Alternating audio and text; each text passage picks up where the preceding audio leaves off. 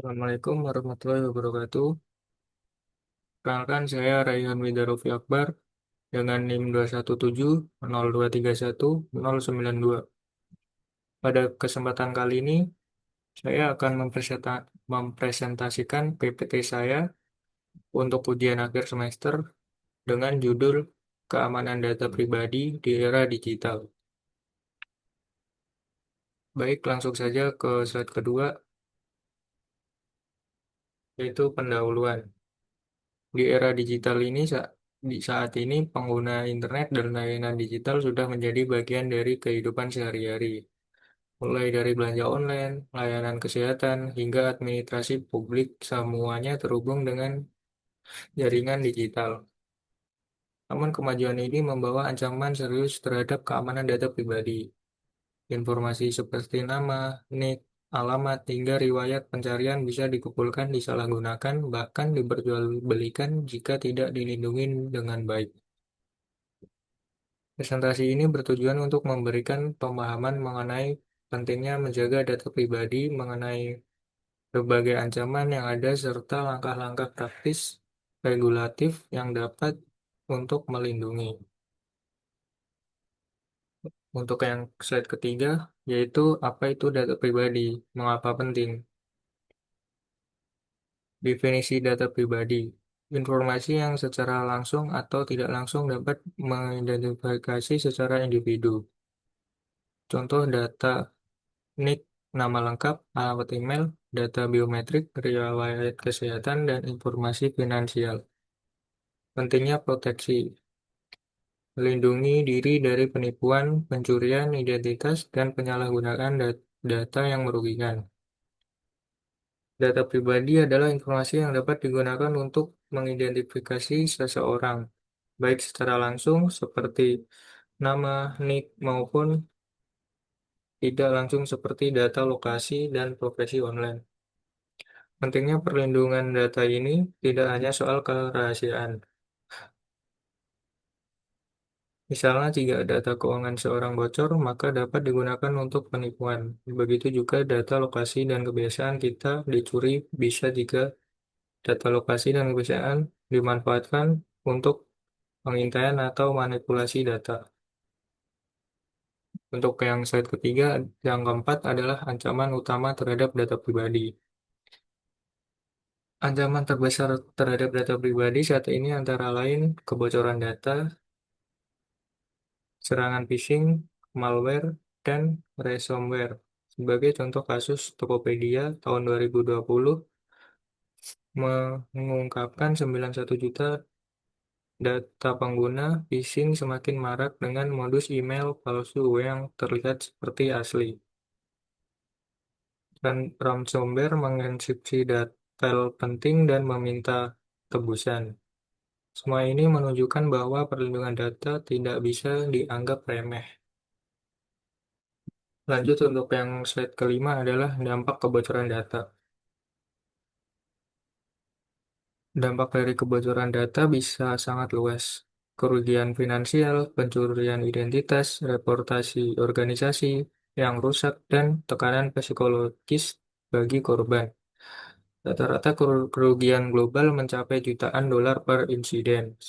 Selain kerugian material, kebocoran data juga menyebabkan stres karena korban merasa tidak aman, bahkan takut mengakses layanan digital. Lagi ini memperlihatkan bahwa dampaknya bahwa bukan hanya teknis, tapi juga manusiawi. Untuk yang slide ke-6 adalah regulasi perlindungan data pribadi di Indonesia. Untuk menjawab tantangan ini, pemerintah Indonesia telah mengakses Undang-Undang Nomor 27 Tahun 2022 tentang Perlindungan Data Pribadi. Undang-undang ini memberikan hak kepada individu untuk mengakses dan mengontrol data mereka sendiri. Organisasi yang mengelola data wajib menjamin keamanan dan melaporkan insiden jika terjadi kebocoran. Hukuman bagi pelanggaran bisa berupa dengan miliaran rupiah atau bahkan pidana penjara.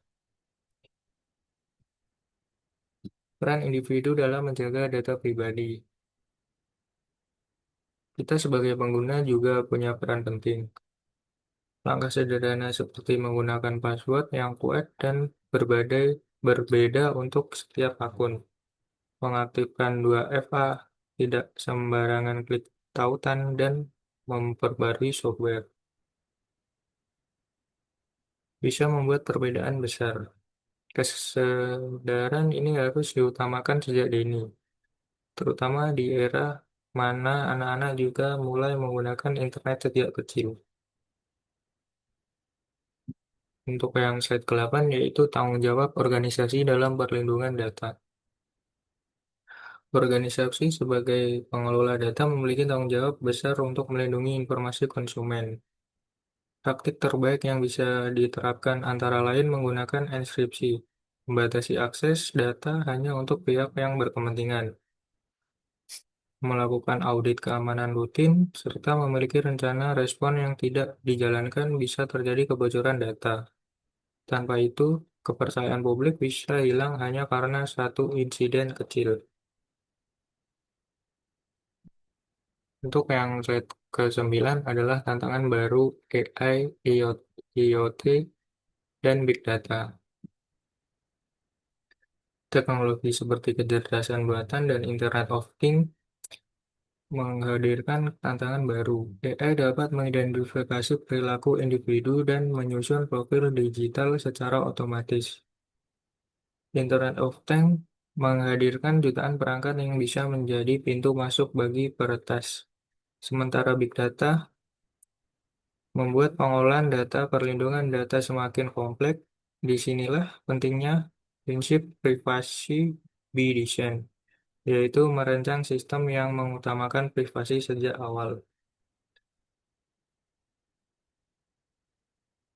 Untuk yang slide ke-10 adalah masa depan keamanan data pribadi.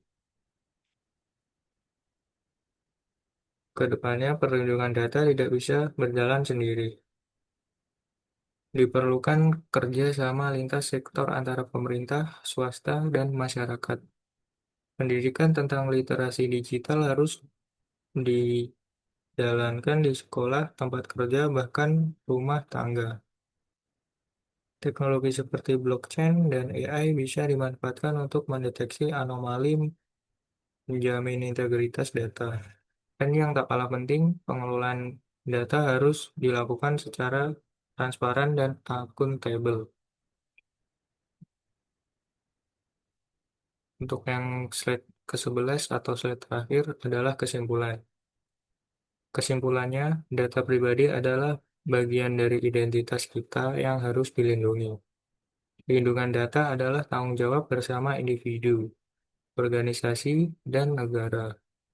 Undang-undang seperti Undang-Undang PDP adalah langkah besar, tapi tidak akan berarti tanpa partisipasi aktif dari kita semua. Dengan kesadaran, teknologi, dan regulasi yang tepat, kita bisa menciptakan ekosistem digital yang aman dan dapat dipercaya. Baik, sekian presentasi dari saya.